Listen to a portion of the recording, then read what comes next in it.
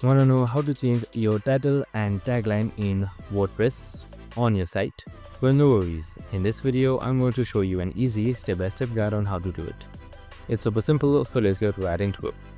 Now, first things first, you can do it by post, pages, or whatever you like. So I'll just go for post this time. Now on the left side, make sure you are on your site dashboard or on your WordPress admin. And now hit towards post, select all post. Now you can just simply select any one of these posts right here. Now in order to change its title, you can just simply, after the post opens up, you can just simply delete and rename the title. Super simple and easy. So right here, this is the title. You can just simply select it and rename it. And that's it. After that is done, you can just simply save it right here. And the saving will be done. And that's it. Super simple and easy. Next thing, for tags, you need to go to the same place.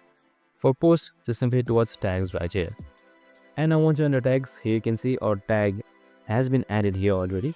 Now in order to edit it, just simply select edit right here, or you can also select quick edit to quick edit it.